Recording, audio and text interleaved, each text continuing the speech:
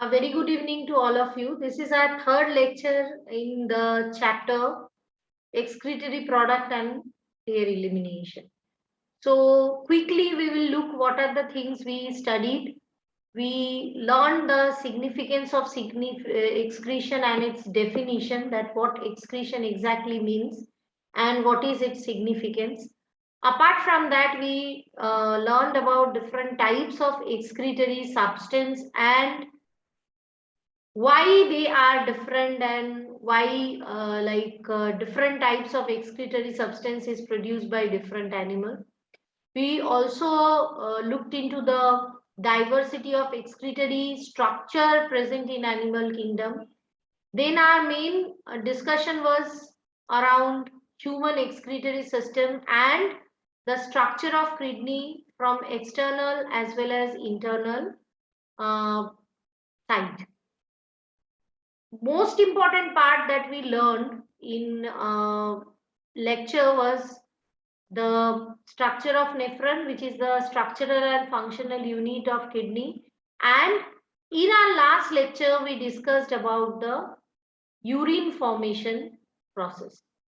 So we learned that the whole urine formation procedure is a continuous procedure that occurs 24/7 in our body, and it can be subdivided into three main layers: filtration, reabsorption and secretion. Very essentially, we discussed that at which part of nephron what is reabsorbed and what is secreted. So our discussion will come towards counter current system of urine formation. So what is this counter current system? Actually, when we were discussing yesterday, we learned that 180 liter per day urine is supposed to be produced if reabsorption wouldn't have been there, because the glomerular filtration rate is 180 liter per day, but the urine we ejaculate from our body is 1.5 liter. So you can understand this tremendous layer by layer concentration of urine is very important. So Henle loop is the key role player in reabsorption of water, because mainly the concentration of urine is hugely maintained by reabsorption of water, because the liquid present here is water. So if water volume can be decreased, the urine can be concentrated. So two loops of Henle are there. Henle loops, two limbs are there. One is ascending and other one is descending. So why this loop is there? What would have been happen if, like proximal convoluted tubule or distal convoluted tubule, Henle loop can also be like convoluted one? Why it is to be occurring in the U-shaped structure? It's just not random structure, beta. The U-shaped structure is very important. Why? Because if you look into this U-shaped structure, the urine first will go in this part which is called descending limb. It will go in downward direction. And in this ascending limb, the flow of liquid will be in upward direction. Don't you think this is like two opposite directions? Yes or no? Yes. Apart from that, if you see the structure of vasa recta over here, can you see this is the afferent arteriole and this is the efferent arteriole?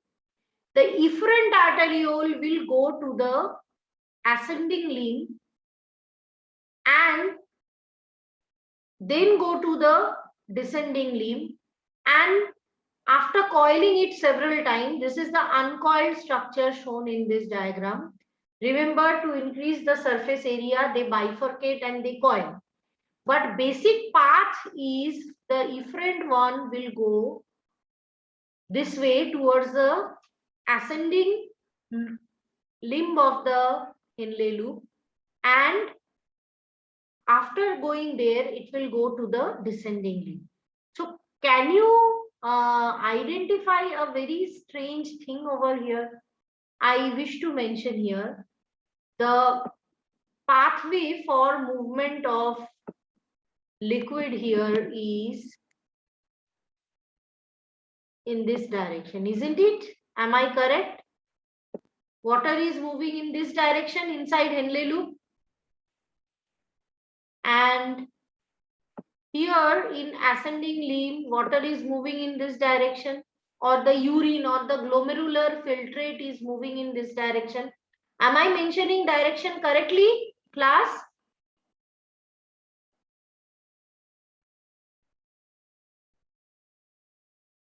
Yes, ma'am.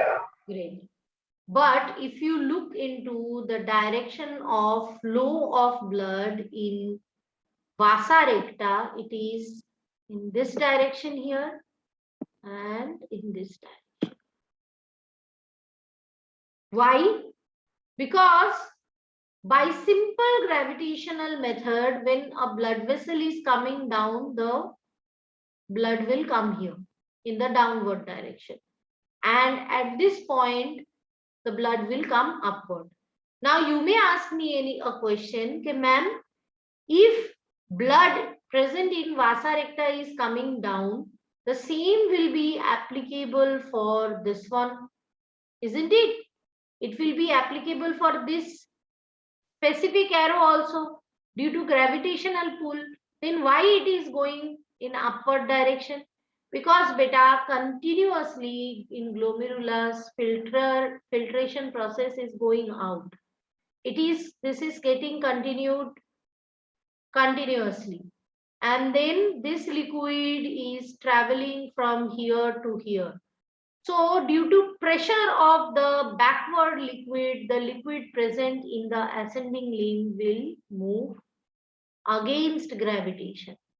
Understood the reason why it is going against gravitation?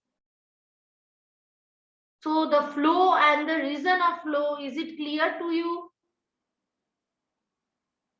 Ma'am, please repeat that. Beta, I cannot hear you clearly. Can you repeat? Ma'am, would you please repeat that part? Definitely, definitely. See here, if you have a look here, you can see that in case of this Henle loop, this limb which is going in downward direction is known as descending limb, and this limb which is going in upward direction is known as ascending limb. So vasa recta, which is nothing but an artery or a name of the same efferent artery which is coming out of glomerulus. You must have seen the structure of nephron, which mentioned that afferent artery is going towards Bowman capsule. After entering into the cup-shaped structure created by the Bowman's capsule, it will divide to form a network-like structure which is known as glomerulus. And before leaving the Bowman's capsule's cavity, the glomerulus again combine to form another artery. So this is known as afferent artery and this is known as efferent artery.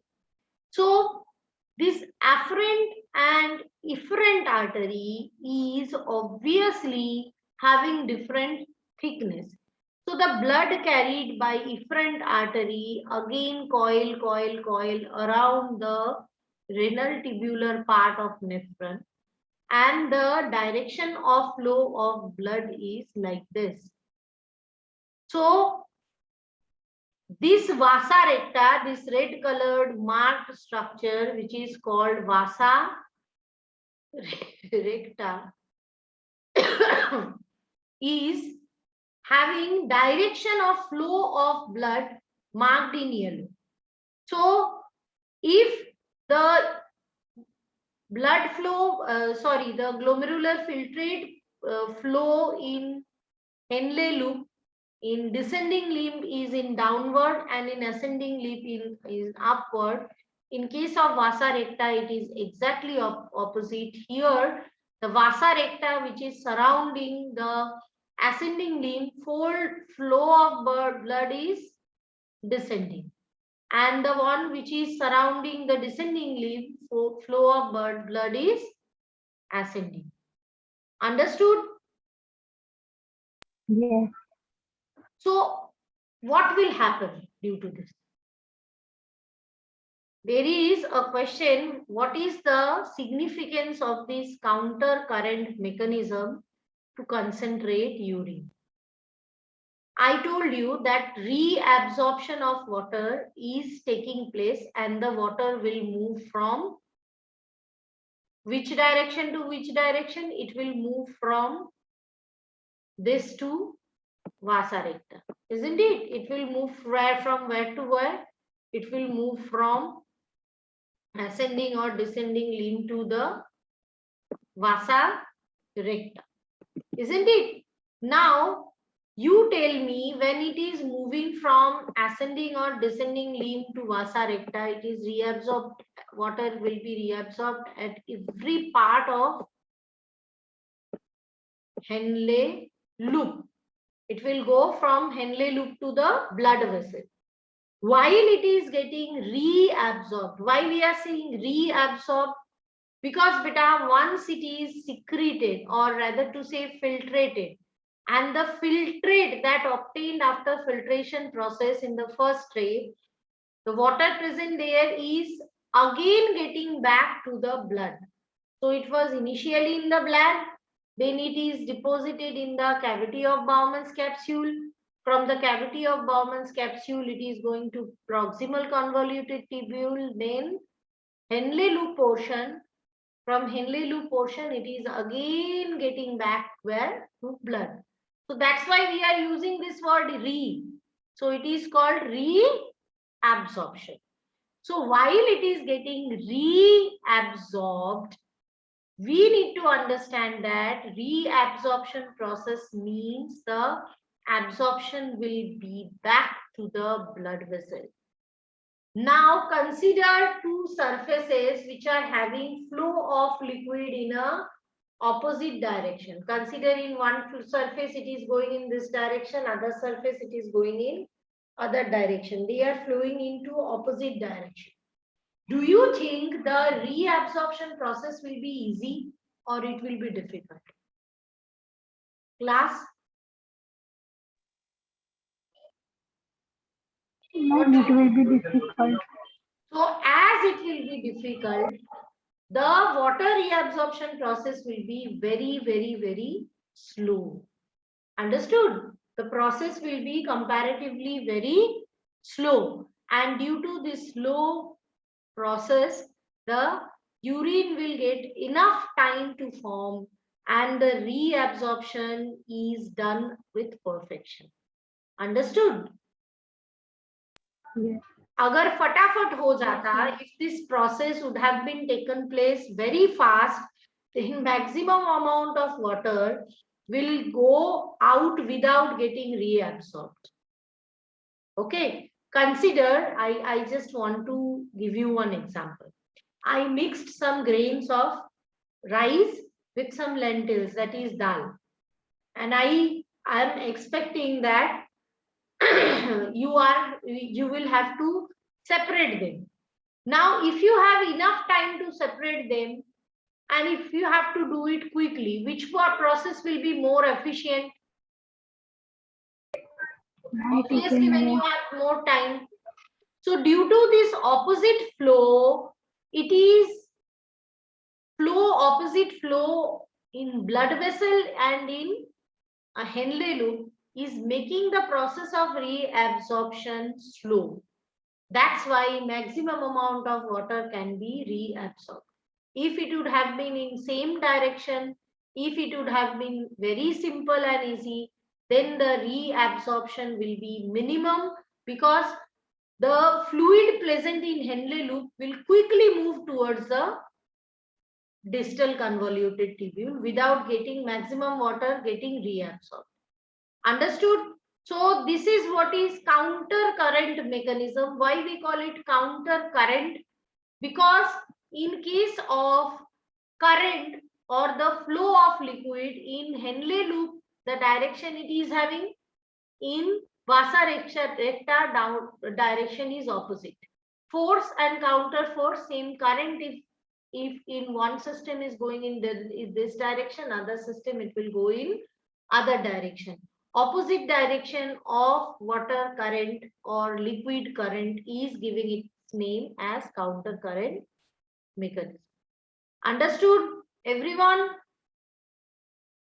We can take some time to understand this. No worries and no hurry.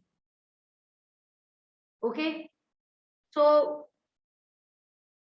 here you can see that this, due to this counter current mechanism, the Vasa recta and Henle loop's counter current mechanism, osmolarity, that means osmotic concentration.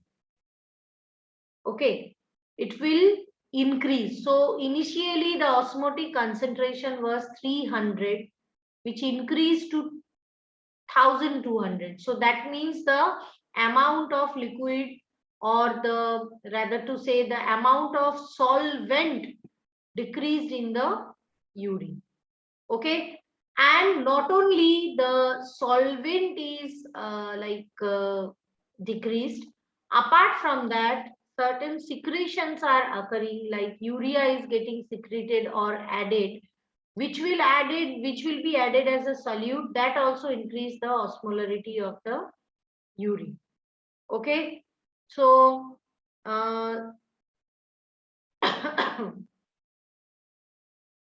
finally the urine will be produced and it will be going to the collecting duct, and collecting duct will have certain very small things to get added, and finally there will be 4-time concentrated urine. So initial osmolarity, which is the glomerular filtrate, the one which is obtained by glomerulus, is 300 and it is increased to 1200. So is this part clear? Yes.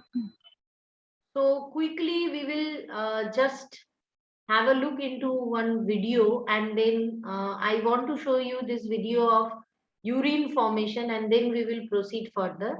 Give me some time to share screen.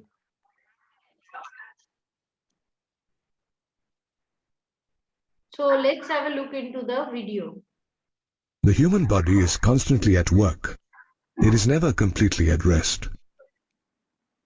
For example, even when we are sleeping, our lungs are busy inhaling oxygen and exhaling carbon dioxide.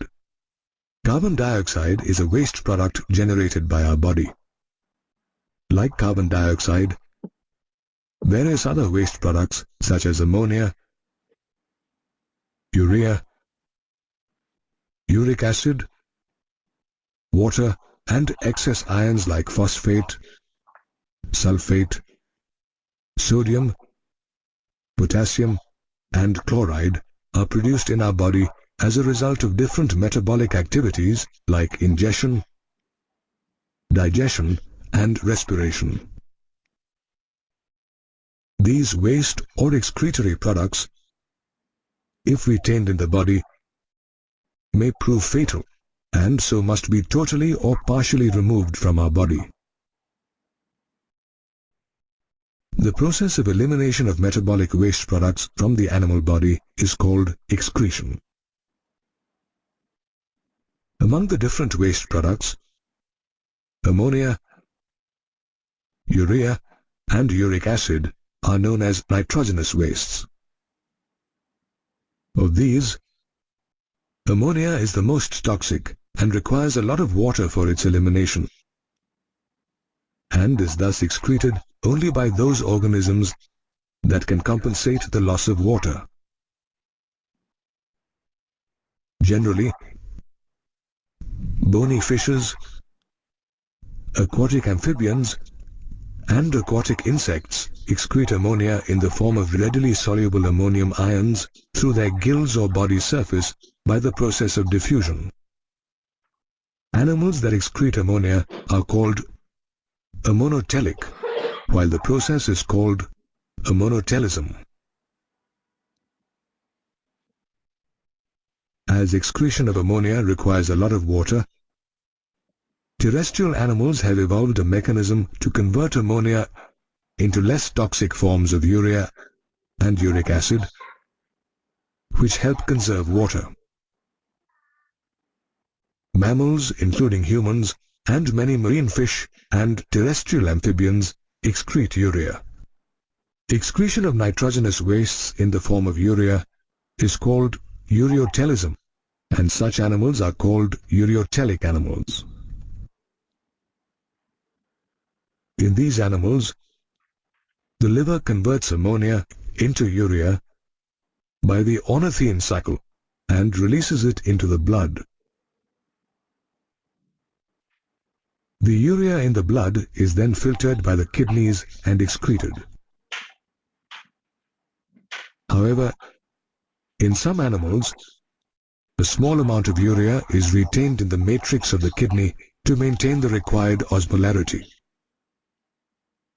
The least toxic form of nitrogenous waste is uric acid.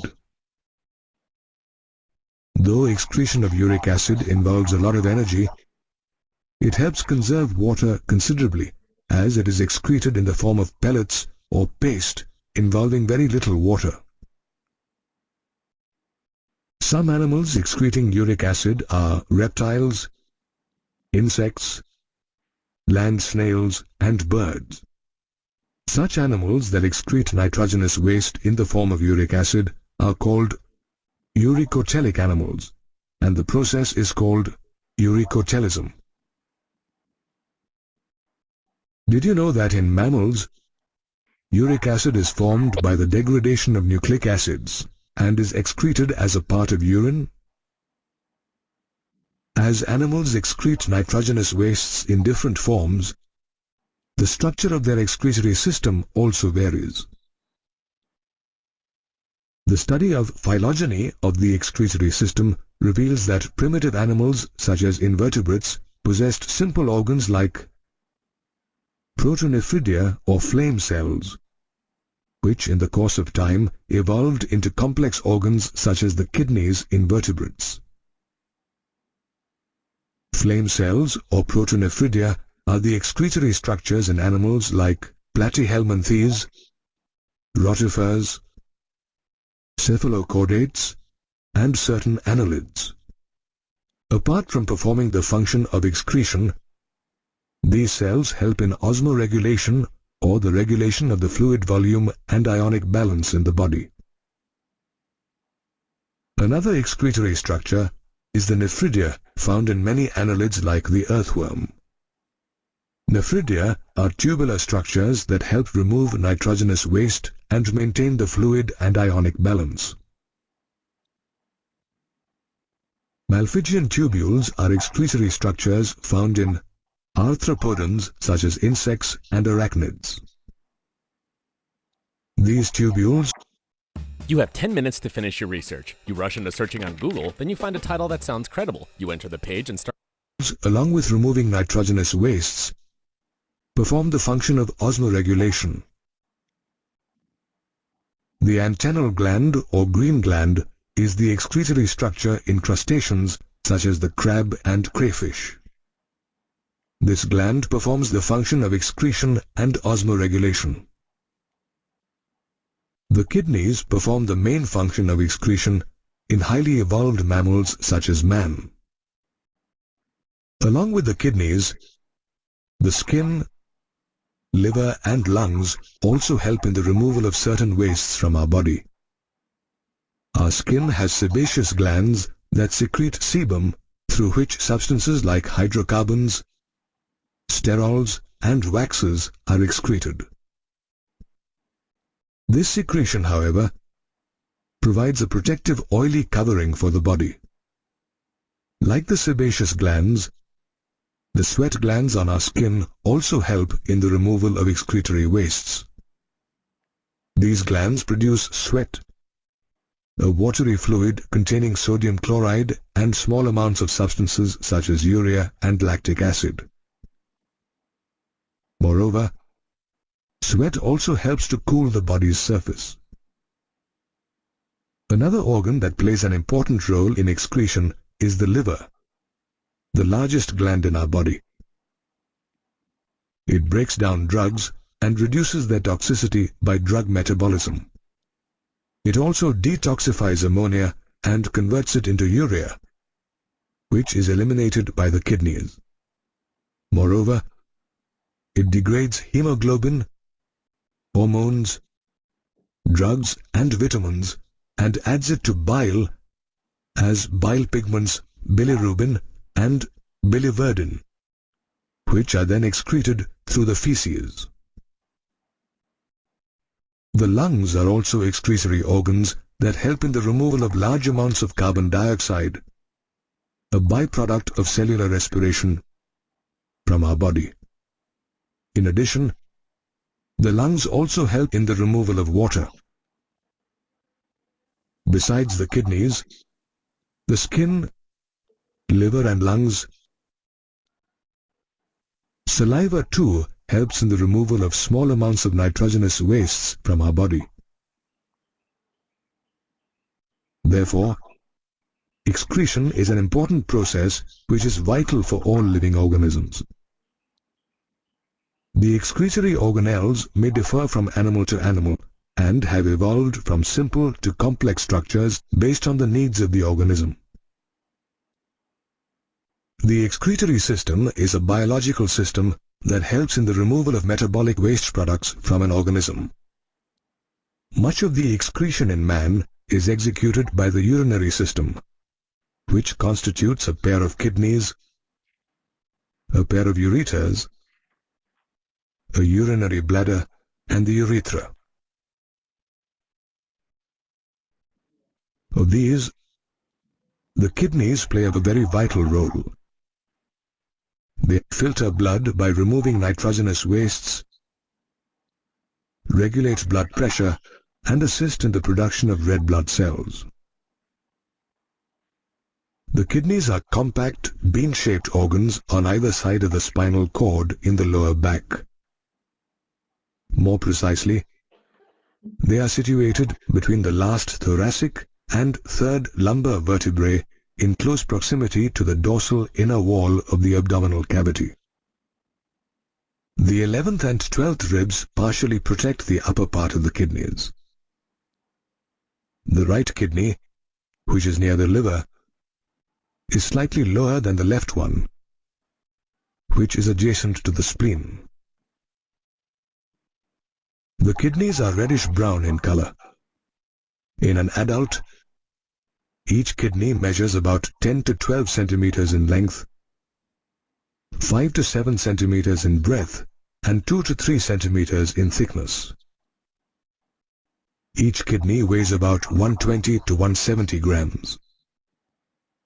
The kidneys have an outer convex surface and an indentation or a notch on the inner concave surface called the hilum, through which blood vessels, nerves, and the ureters pass. The kidney has a tough, fibrous outer layer called a capsule, and its longitudinal section shows that its inside is differentiated into two main regions, an outer cortex and an inner medulla. There are about 8 to 18 cone-shaped structures in the medulla called medullary pyramids, which project into the calyces. The tip of each medullary pyramid is called a papilla. The cortex protrudes or extends between the pyramids as renal columns called the columns of Bertini. The medullary pyramids project into the calyces, which lead to a wide funnel-shaped space called the renal pelvis. Each kidney contains about 1 million nephrons in the cortical region, which are the basic functional units of the kidney. The nephrons filter nitrogenous wastes and excess salts from the blood and help in body fluid regulation and urine formation. Each nephron has two parts, the glomerulus and the renal tubule. The glomerulus is a ball-shaped network of capillaries formed by the afferent arteriole, which is a fine branch of the renal artery. It performs the first step in filtering blood. Install MakeTime to your browser and increase your productivity. It will be more pleasant to study and work, but The filtered blood from the glomerulus exits through the efferent arteriole. The other part of the nephron, the renal tubule, helps in the reabsorption of salts and water as the urine passes through it, thereby concentrating the urine. The renal tubule begins with the Bowman's capsule and consists of proximal convoluted tubule PCT, Henle's loop, and distal convoluted tubule or DCT. The Bowman's capsule is a double-walled funnel-shaped structure that encloses the glomerulus. It collects the glomerular filtrate. The Bowman's capsule, together with the glomerulus, is called the Malpighian body or renal corpuscle. The Bowman's capsule opens into the proximal convoluted tubule, a highly coiled structure, and is followed by a hairpin-shaped loop called Henle's loop. Henle's loop has a descending limb and an ascending limb. The ascending limb opens into the distal convoluted tubule, which is also a highly coiled tubular structure. The distal convoluted tubules of several nephrons open into a collecting duct.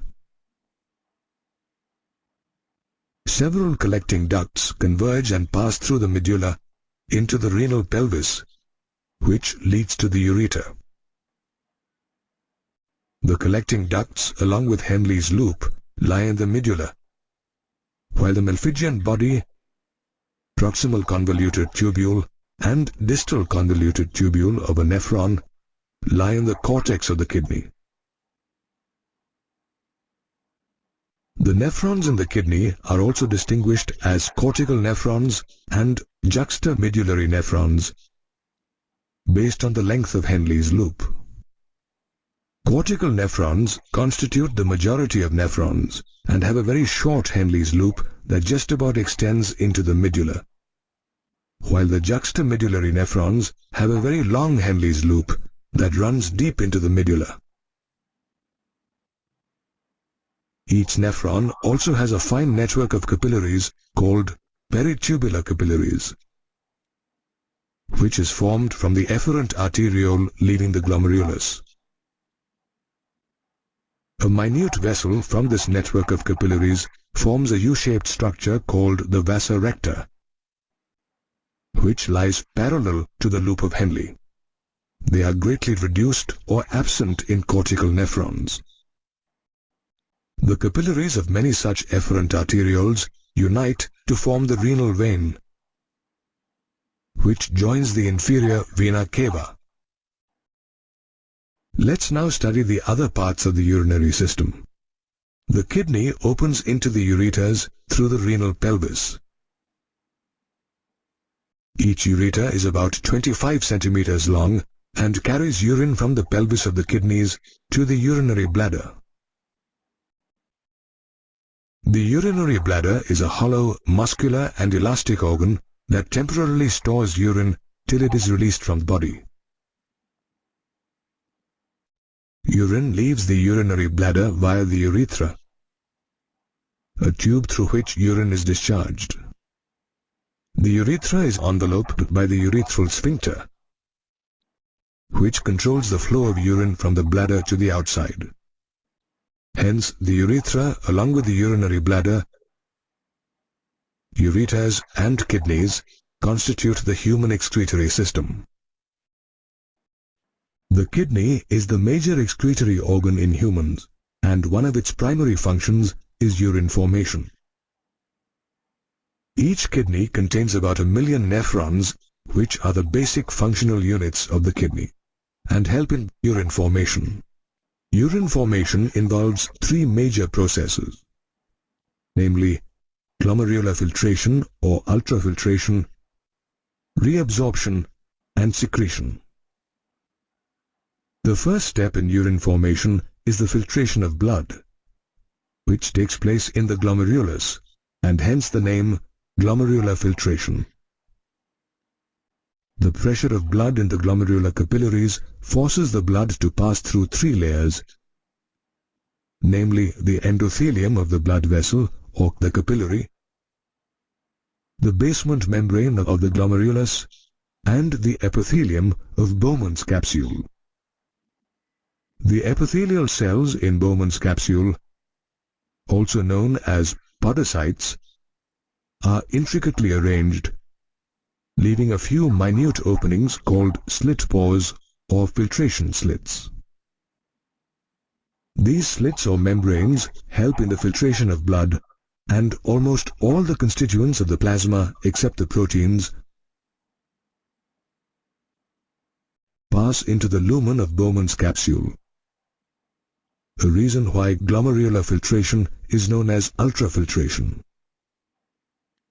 Did you know that, on average, the human kidney filters about 1,100 to 1,200 milliliters of blood per minute, which is about 1/5 of the blood pumped out by each ventricle of the heart in a minute? The amount of filtrate formed in the Bowman's capsule of a nephron due to glomerular filtration in the kidneys every minute is called the glomerular filtration rate, or GFR, which in a healthy individual is about 125 milliliters per minute or 180 liters per day. The blood pressure in the capillaries acts as a major force in glomerular filtration. Besides, there are certain intrinsic mechanisms in the kidneys that auto-regulate the GFR. The juxtaglomerular apparatus, or JGA, is one such microscopic structure that regulates the GFR. So, this part I wish to first explain, and then I want to show you the video. So, I am getting back to PPT once again, and we will discuss the control of formation of urine, and then we will come back again to see the steps in video. Next part that we are going to learn is the process of micturition. You know, the scientific way of removal of urine that we do anyways, we call it peeing or some other thing. We can make symbol like this, but the biological name of this process is called micturition. So what are the steps?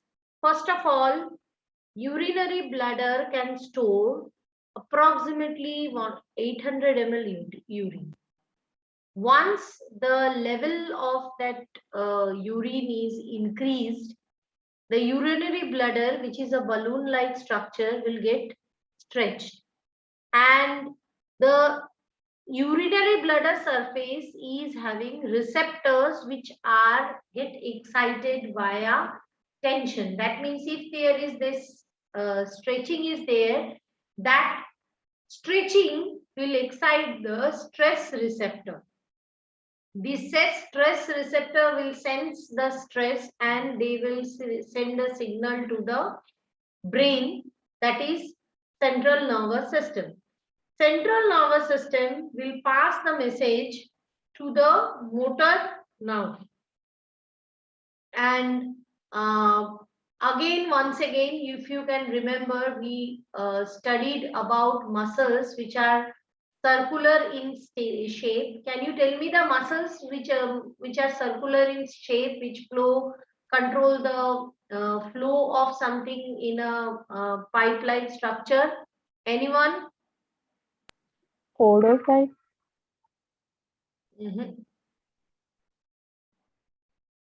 Podocytes are muscular. No. We studied about them in digestive system. What type of muscles are there?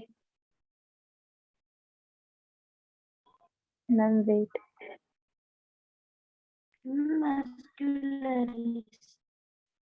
There are names of muscles which are circular in structure, and they maintain the flow of something into a pipe-like structure. It's called sphincter muscle.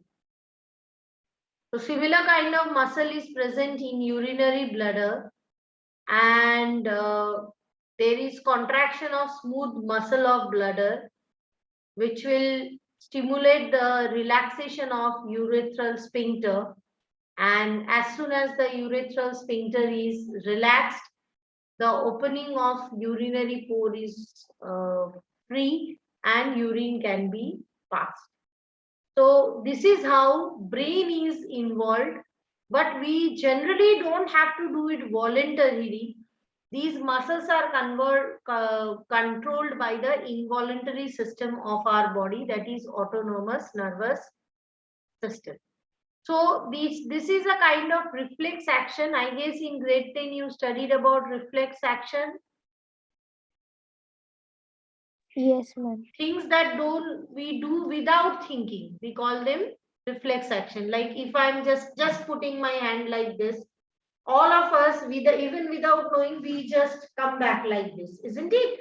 So that kind of response is known as reflex action. So adult normally produce 1.5 liters of urine. Now I wish to add here something. What will happen if we are not drinking enough water? Why we should drink water? It is said that you should always drink water in adequate amount. Can you tell me why we should do that, beta?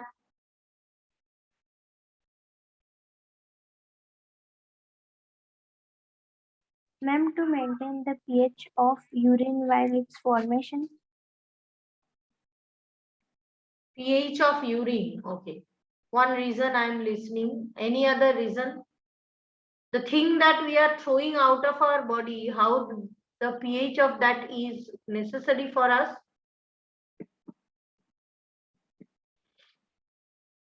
Ma'am, it is ma'am, stomach. Stomach? No, wait.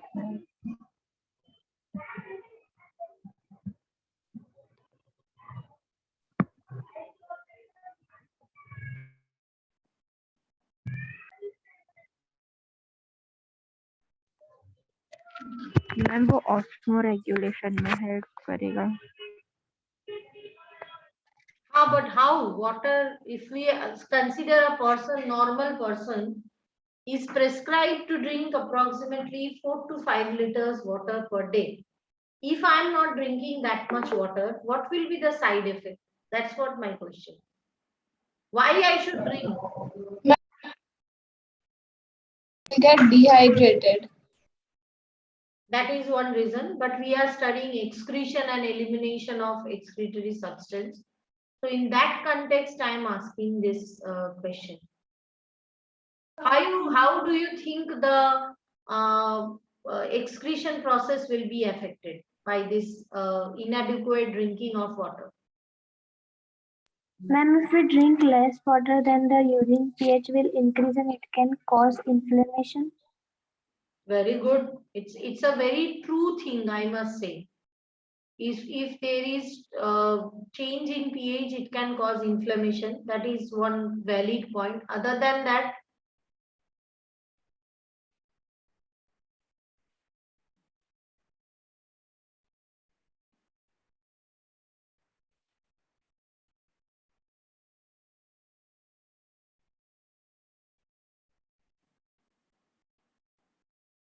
chalo, I'll tell you. Okay. So in our body, we are producing urine to eliminate nitrogenous waste, isn't it? So main reason for production of urine is to get rid of nitrogenous waste. So urine is liquid in nature because we require the nitrogenous waste produced by our body, that is urea, to get dissolved into something to go out of our body. Isn't it? Yes or no? Do you agree with me, class? Yes, I think. Yes, ma'am. But if I am producing, consider a specific amount of urea, every chemical substance is having different solubility in their level. Do you agree with me? The solubility of salt and sugar will be same in water? No. It will differ from different compound to compound, element to element, isn't it? The solubility of CO2 and solubility of O2 will be different. Gases or solid will have different solubility in water. So to remove a specific amount of urea, you need to have specific amount of water present in your body to dissolve that urea and remove it from body. If you are not drinking enough amount of water, urine will find difficult to produce urine. The kidney will find it difficult to produce urine and remove the urea by that means. So what will happen? The urea will be present in the body. The main purpose of excretion, that is removal of urea, will not be solved. That's why it is said to help to make our body healthy. Not only the concept of urine formation, water is a universal solvent which is used as a means for transportation. It is used as a medium for maintaining temperature of body. It is used for solubilizing so many things. It is used as a base for many reactions, isn't it? These are all. That's why water is another name. It is life. But from formation of urine point of view, the thing is that water is required to dissolve enough amount of ureas, and if we are drinking less water, then all urea cannot be removed. Kidney will have extra effort to remove urea, and which is not good for kidney. Now I am flipping this question and asking you opposite question. So is it good to drink so much water? Is that good? What do you think? We should drink so much water or should not?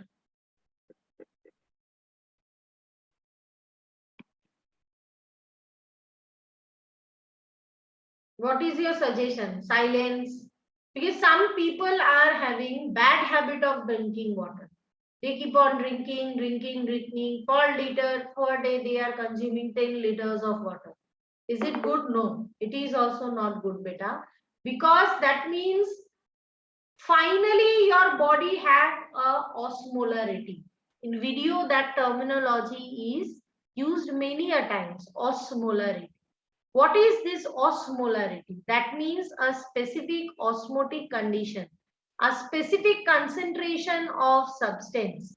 We are using the word osmolarity for concentration because in body, whatever things will come inside or go out by diffusion method or osmosis method will be decided by concentration.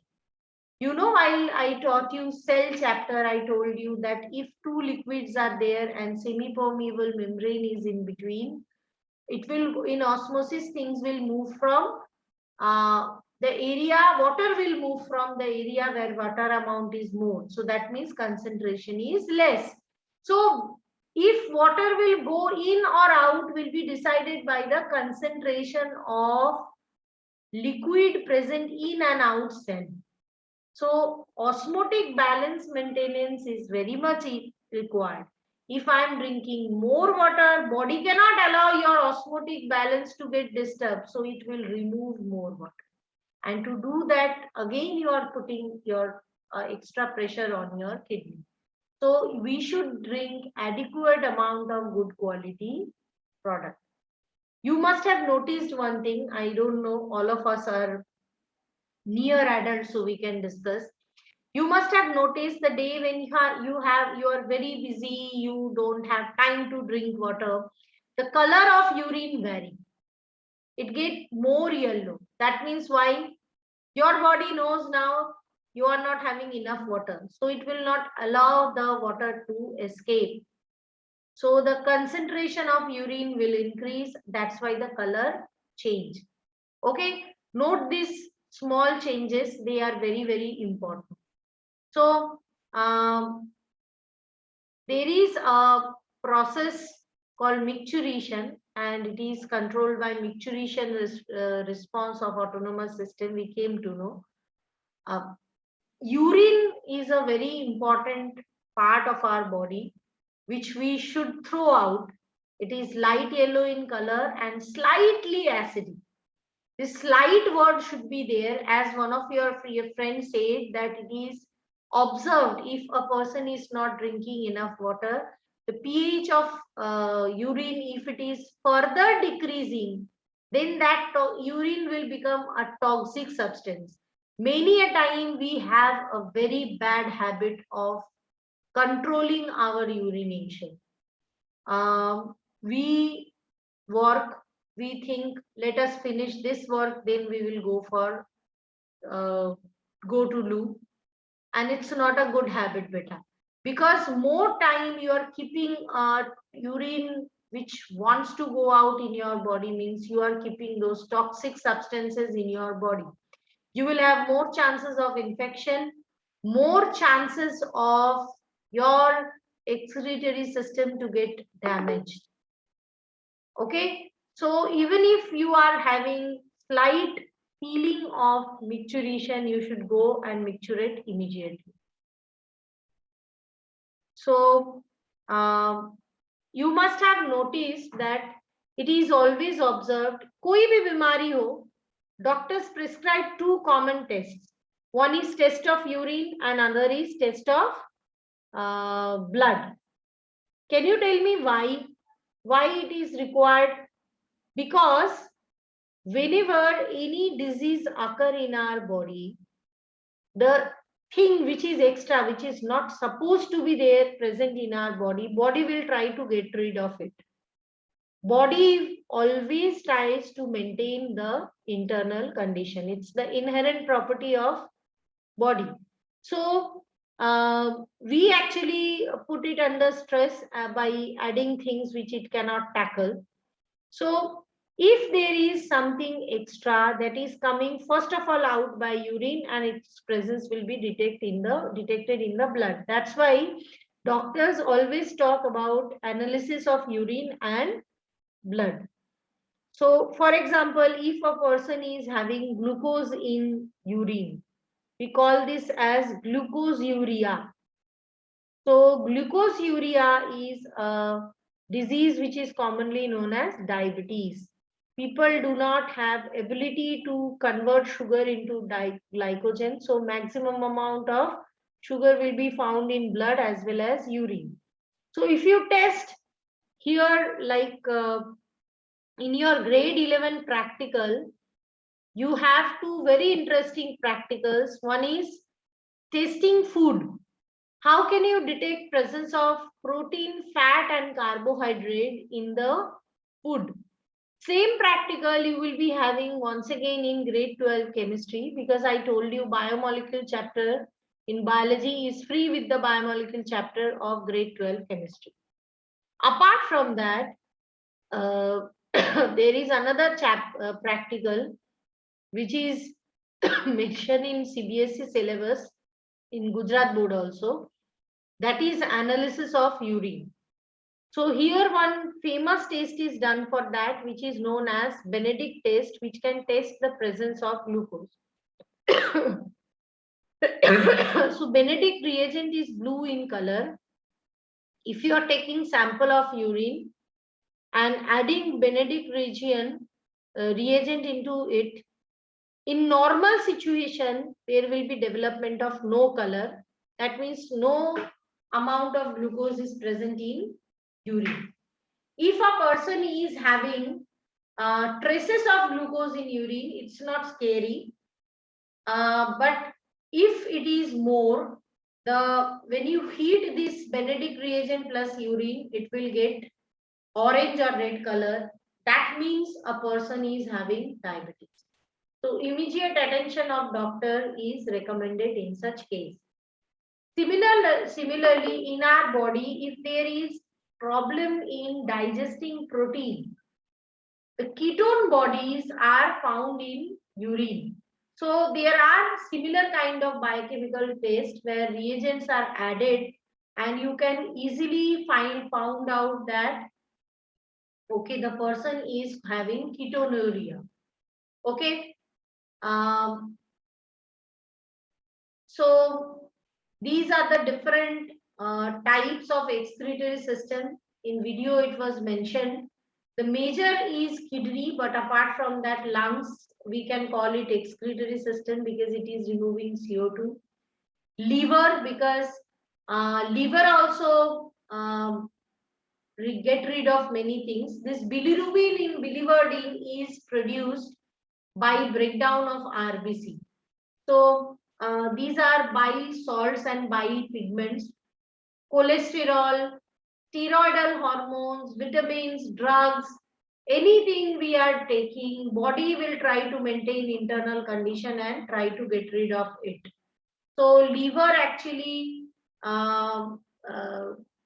take it from all over the body, convert it into a form which can be excretable, and it will mix it up in the bile juice.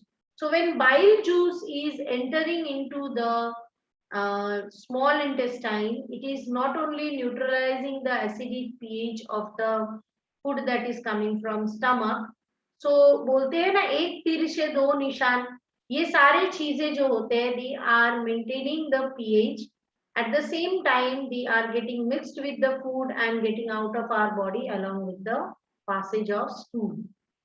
Sweat gland is also very important because we all know that water is thrown out of body via sweat, although it is having a reason, because when water is getting evaporated, it is taking heat from body to get evaporated and body get cooling effect. Apart from this water, some amount of urea, lactic acid, NaCl is there. That's why I don't know if all of you ever tested your sweat. बोलते ना, it has sweat and blood. When a person achieves something, we always say that this achievement is having sweat and blood of that person. So we all taste sweat and blood in our life to grow. So taste is slightly salty due to presence of NaCl. So apart from that, there are sebaceous gland. Have you ever noticed that our nasal part is having waxy thing? It is a bit waxy. It secretes something which is oily. Okay, and this is required. Why? Because when human was first produced, it didn't have Vaseline petroleum jelly to apply all over our body. You know, even if we are staying in nature, in natural condition, without using these unnecessary things, we can live enough well. Because our body is secreting this sebum. It's called sebum. It's a waxy substance which is covering the skin, and by using various kind of things that are called beauty product, and we are using them to get rid of sebum, and that is the way we are destroying the natural barrier of skin which is caused by sebum. Saliva also remove some amount of nitrogenous waste. So this part, I guess, is clear to everyone. So can we go to the part 4 of my lecture, that is how kidney functions are regulated? What do you suggest, class? Yes, ma'am.